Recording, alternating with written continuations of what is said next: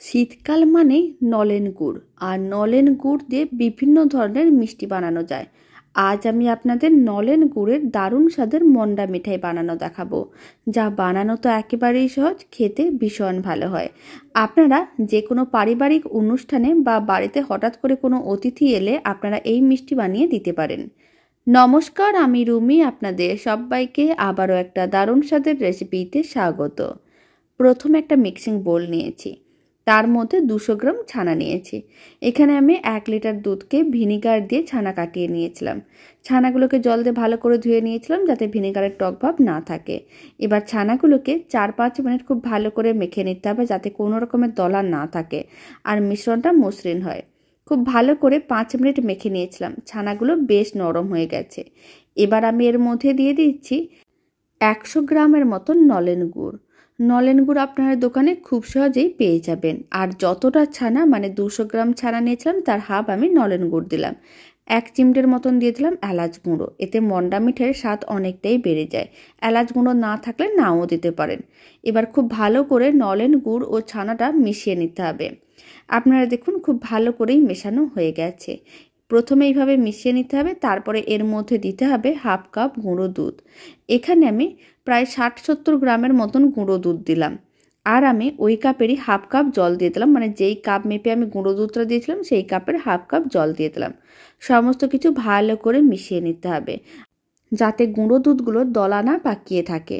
খুব ভালো করে মেশানো হয়ে গেছে। এবার মিশ্রণটাকে এক সাইডে রেখে দিতে হবে। এদিকে একটা কড়াইকে গ্যাসের ওভেনের উপরে বসিয়ে দিয়েছিলাম। ফ্লেমটা লোতে রেখে পুরো মিশ্রণটাই দিয়ে দিলাম। তারপর নাড়াচাড়া করে মিশ্রণটাকে ঘন করতে হবে। ফ্লেমটা এই সময় মিডিয়াম টু হাইতে করে দিতে হবে আর কন্টিনিউ নাড়াচাড়া করতে হবে, নাহলে কিন্তু মিশ্রণটা কড়াইয়ের নিচে আটকে যেতে পারে। এখন আমি আপনাদের 5 মিনিট পরে দেখাচ্ছি। একইভাবে আরও 5-7 মিনিটের মতন রান্না করে নিয়েছিলাম, মানে নাড়াচাড়া করে নিয়েছিলাম। মিশ্রণটা বেশ ঘন আর শুকনো হয়ে গেছে। এবার ফ্লেমটা অফ করে দিতে হবে আর এই মিষ্টির মিশ্রণটাকে ঠান্ডা করে নিতে হবে। ঠান্ডা করে নিয়ে তারপরে আমি আপনাদের দেখাচ্ছি। প্রায় 10 মিনিট এইভাবে রেখে দিয়েছিলাম। হালকা ঠান্ডা হয়ে গেছে আর হালকা গরম আছে। এই অবস্থায় কিছুটা করে মিশ্রণ হাতের মুঠোর মধ্যে নিতে হবে আর এইভাবে গোল বলের মতন করে বানিয়ে নিতে হবে। এবার এই বলটাকে যে কোনো একটা প্লেট নিতে হবে বা বড় একটা জায়গা নিতে হবে। অল্প একটু তেল বা ঘি ব্রাশ করে রাখতে হবে। তারপরে এইভাবে একটু জোরে মেরে দিতে হবে। তাহলে কি হবে, নিচের দিকটা একেবারে চ্যাপ্টা হবে। বাকিগুলো একইভাবে রেডি করে নিয়েছিলাম। এবার একটার সঙ্গে একটা এইভাবে ভালো করে আটকে নিতে হবে, মানে যে দিকটা চ্যাপ্টা সেই দিকেই এইভাবে আটকে নিতে হবে। তাহলে খুব সুন্দরভাবে আটকে যাবে আর মিষ্টিটা দেখতেও ভালো লাগবে।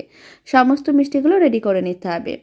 সমস্ত নলেন গুড়ের মন্ডা মিঠাই একেবারেই রেডি। আপনারাও বাড়িতে বানিয়ে দেখতে পারেন। বানানো তো একেবারেই সহজ, খেতেও ভীষণ ভালো হয়।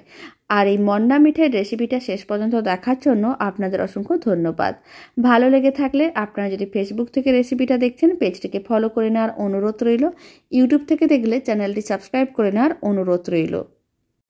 তো চলুন, ভিডিওটা আমি এখানে শেষ করছি। আপনারা সবাই ভালো থাকবেন, সুস্থ থাকবেন। আপনাদের সঙ্গে আবার নতুন রেসিপি নিয়ে দেখা হচ্ছে।